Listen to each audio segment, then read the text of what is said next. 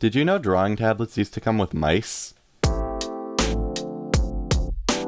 So, this is your standard 5-button mouse, right? No, that's why I'm making a video about it, cause guess what? It has no sensor on the bottom. This mouse, unlike a normal mouse, is meant to be used only on a Wacom tablet, and it can only be used on the sensitive area because it's just a pen in disguise. I highly recommend that you watch this video by the 7 Pens about how drawing tablets work, because it's really interesting. But anyway, having the sensor on the tablet instead of the mouse makes some differences you wouldn't expect. A conventional mouse relies on this sensor to see how the table moves underneath it. So if it sees the table moving left beneath it, relative to the user, the mouse is moving right, so it moves the cursor right. So it's just moving in the opposite direction as what it sees the table doing. Same with up and down. But with this mouse, the tablet is seeing the position of a coil of wire inside the mouse. So for left and right and up and down, these mice are functionally identical. But we're human, and we actually don't move on a perfect grid. Usually, the mouse moves in a curve.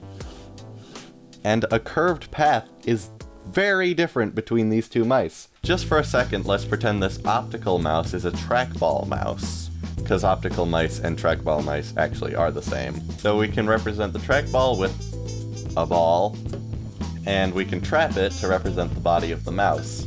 And as you can see, we can observe the rotation of the ball to determine how the mouse itself must be moving. Yeah, there's a lot of play and that messes stuff up in this model, but it still illustrates my point when I bring in the spinning plate on a stick TM. When you move the mouse in a curve, relative to the mouse, it's just like the table is spinning, so we'll look at it that way.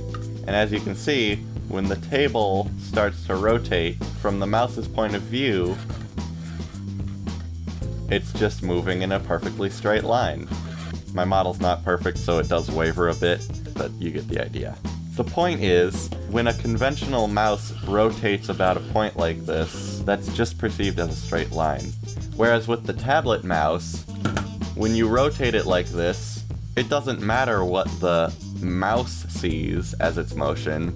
All the tablet cares about is the position of the coil inside the mouse, and that coil is making an arced path on the surface, so that's what the tablet sees. And there's other weird little inconsistencies, like when you have your mouse sideways, the conventional mouse sees this as an up and down motion, but the tablet mouse sees this as a horizontal motion. So it takes some getting used to.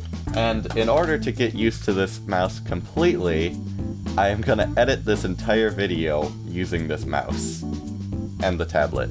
And I plan to use this mouse for the foreseeable future, because I'm short on USB ports and space, so it's just more convenient. And I'll get back to you.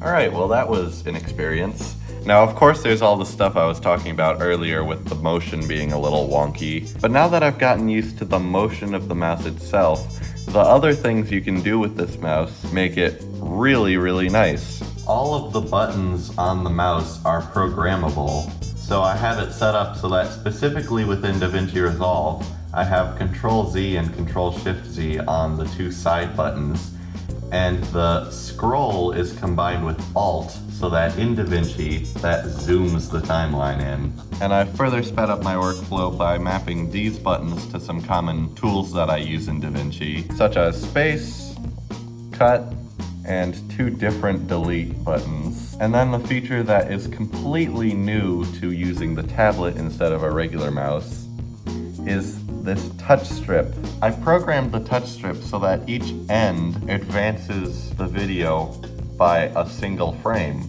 And the result of doing that means that if I slide it, it scrubs through the video.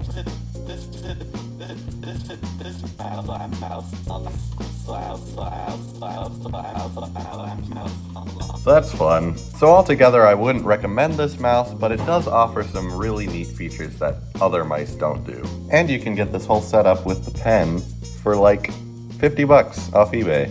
So yeah, I forgot to add this in when I was doing, so it's just an influence on at the moment.